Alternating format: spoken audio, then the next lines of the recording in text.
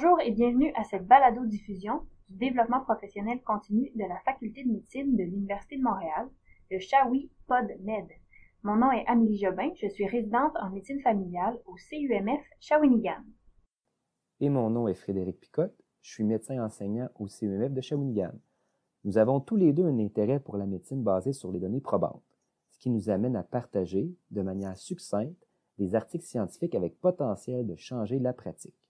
Durant chaque balado, de 1 à 3 articles seront présentés.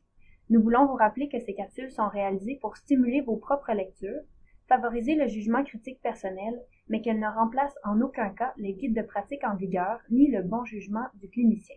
Le sujet d'aujourd'hui, les infiltrations de corticostéroïdes en gonarthrose.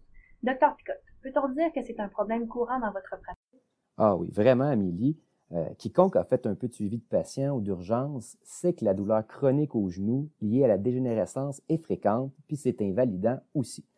D'ailleurs, il y a beaucoup d'études qui ont paru sur le sujet depuis des années, puis disons que les résultats sont surprenants. On apprenait, selon une méta-analyse parue en mars 2016 dans la revue de Lancet, que l'acétaminophène seul, peu importe la dose, ça n'améliorait pas significativement le soulagement de la douleur. On sait aussi qu'une autre méta-analyse parue en 2012 dans le Annals of Internal Medicine, c'est une étude de niveau 1A, qui concluait que parmi 18 études de bonne qualité, la viscosuppléance apportait un bénéfice cliniquement non significatif, même si ce traitement est encore recommandé dans les guides de pratique. Tu sais, Amélie, les INS, en particulier le diclofénac 150 mg par jour, ça serait efficace pour soulager les patients. Mais cette classe de médicaments-là est aussi associée à un risque cardiaque, puis ça limite un peu leur utilisation, surtout pour les personnes âgées.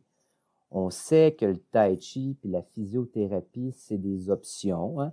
Les deux seraient l'une aussi efficace que l'autre, mais ces thérapies ne sont pas à la portée de tous et pas tous les patients qui ont des assurances ou qui peuvent en faire. Bref, qu'en est-il de nos fameux corticos injectés? Honnêtement, selon mon expérience, ça marche souvent bien, en particulier les premières infiltrations. Mais honnêtement, selon mon expérience, ça marche souvent bien, en particulier les premières infiltrations. Mais est-ce que cela demeure vrai si on compare le tout à une injection de saline? C'est effectivement la pratique courante d'infiltrer nos patients avec la progression de leurs symptômes, surtout en l'absence de réponse aux analgésiques usuels. Notre premier article, paru dans le JAMA le 16 mai 2017, traite justement de l'efficacité des infiltrations en gonarthrose.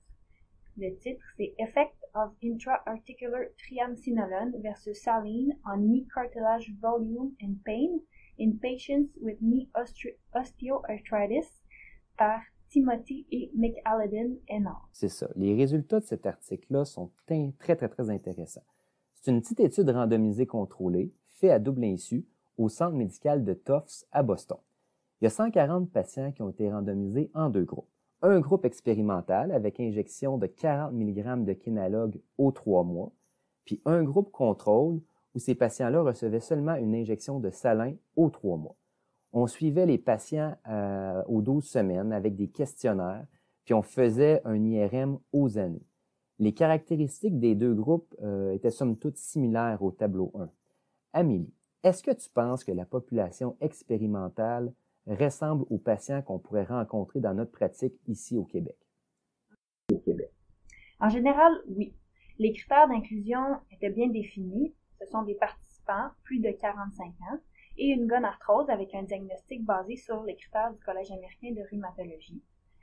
Ils ont de 2 à 8 points sur une échelle de douleur de 12 points et un rayon X compatible avec de l'arthrose qui doit inclure de l'ostéophytose nette avec ou sans abaissement de l'interligne articulaire mais sans pincement sévère. Bref, des patients avec de l'arthrose et des symptômes modérés.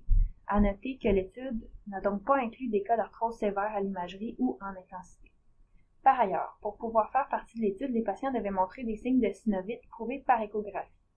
Les patients avec des tableaux d'arthrite systémique, ostéonécrose, infiltration récente en bas de 3 mois, ceux qui utilisaient de la glucosamine et les patients avec diabète de type 2 ou hypertension non contrôlée ont été exclus.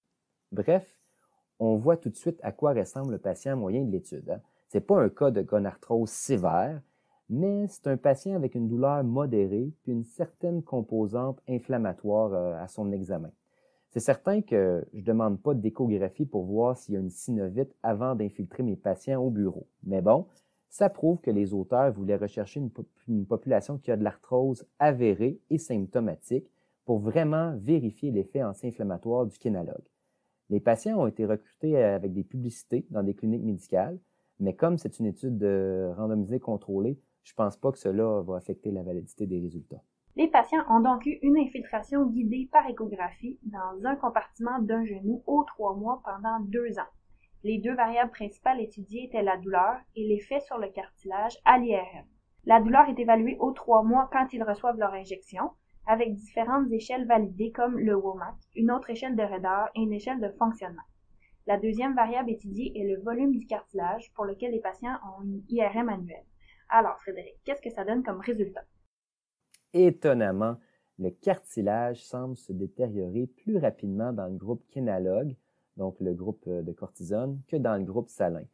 Il y a une perte d'épaisseur puis une perte d'index de dommages cartilagineux statistiquement significatif, même si le seuil du cliniquement significatif n'a pas été validé antérieurement.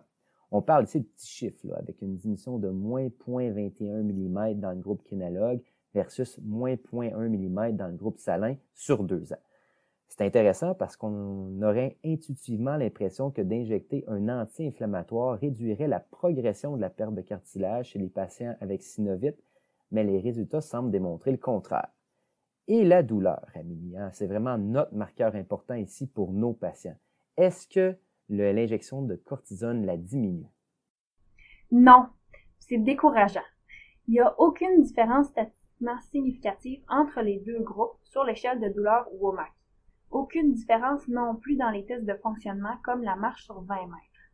Avec ces résultats, les auteurs concluent que l'utilisation d'infiltration chez les patients avec gonarthrose symptomatique n'est pas recommandable.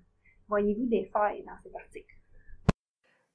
C'est sûr que c'est une petite étude, mais selon les auteurs, 70 patients étaient suffisants pour une puissance de 80% afin de prouver une réduction cliniquement significative de la douleur avec une perte de suivi de 25%. Ici, il y a eu seulement 15% de perte au suivi, donc ça limite l'erreur de type 2. Deuxièmement, l'évaluation de la douleur était faite 3 mois après la dernière injection. On sait que les données nous disent que les corticos profitent surtout un bénéfice maximum autour de 4 semaines. Peut-être que les patients avaient un bénéfice non mesuré à 1 mois qui s'est ensuite atténué, ce qui pourrait expliquer une différence non significative de la douleur lorsqu'on la questionnait à 3 mois. Finalement, certains médecins pourraient dire qu'une dose plus haute de cortisone, genre 80 mg, aurait pu montrer plus de bénéfices. Mais la dose que les auteurs ont utilisée est en accord avec les guides de pratique. Finalement, les patients devaient arrêter la médication analgésique 2 jours avant l'évaluation, mais ils pouvaient continuer de prendre des analgésiques le reste du temps. C'est possible que cette prise de médicaments au besoin ait atténué la différence entre les groupes. Donc, Amélie, qu'est-ce que tu retiens finalement de cet article? Je retiens que c'est une étude dont les résultats semblent globalement valides à l'interne, mais avec une certaine sélection de candidats qui présentaient une synovite et une arthrose non sévère.